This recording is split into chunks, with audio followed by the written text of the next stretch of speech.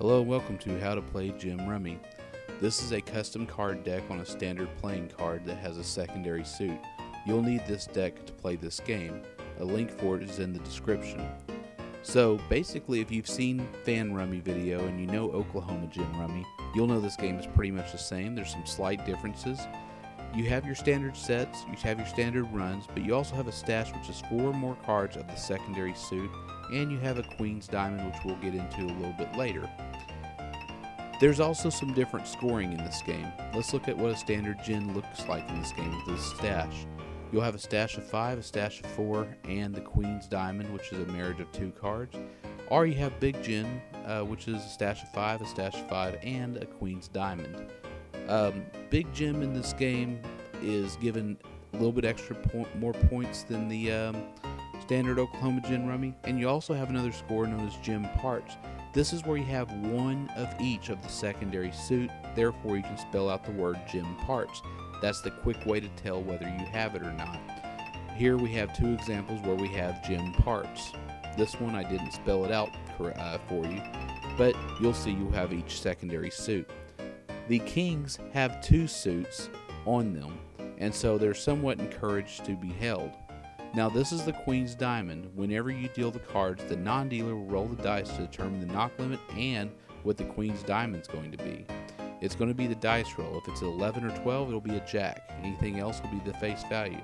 There's also a map of each card in the secondary suit. So scoring, they've added 4 extra points for Big Gem. And you have a knock limit of 11, or you have a knock minimum of 11. So let's say you knock and there's only 1 point difference. You're now going to get 11 points. So you're somewhat encouraged to knock early in this game. So to set up, you're going to go ahead and shuffle your deck, and you're going to give 11 cards to each player. That's also different.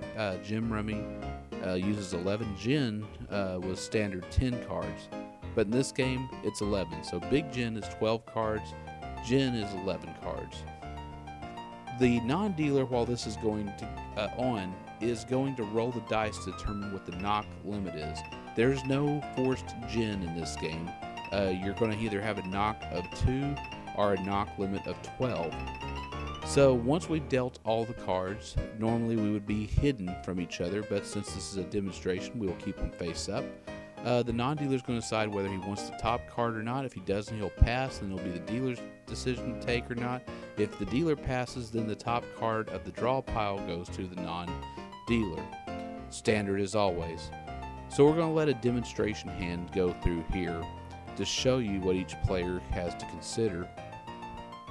Now, what I can tell you about this game is we've played it a few times, and it's a little bit different than your standard Gin Rummy. But if you know Gem Rummy, you'll pick up this game pretty quickly.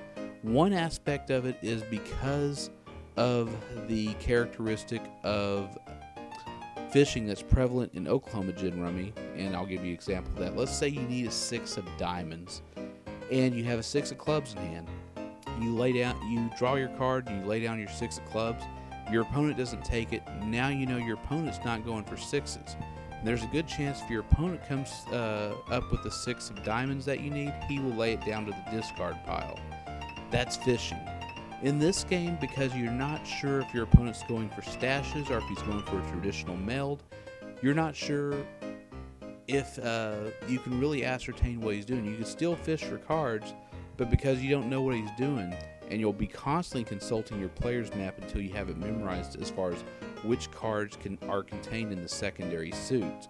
They have them all across the board. Not every gold gem is on the spade suit, for instance. They cover all 4 traditional suits. So this game in particular, I noticed there's a lot less quick runaways because of the knock minimum. It takes some getting used to as far as playing well. So now we're going to watch the non-dealer determine that he has enough melds here to knock.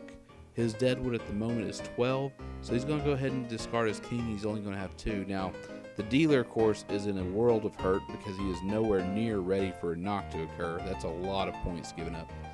The other way you could play this game is to play the Fan Rummy version. You can either make your towers of 11 cards or 10, but you will have to deal out 11 cards to each player, so the choice is yours, and you can still use the dice to determine the knock value. It plays pretty much the same way. We enjoyed it. So, as always, if you like to play card games and you want to play some card games with some people in public, either because you don't have any friends to play cards with or your family is just terrible at cards, we do public meetups on Reddit's Card Game Meetups page. I can tell you right now, there's never been a better time to learn card games and play them out in public.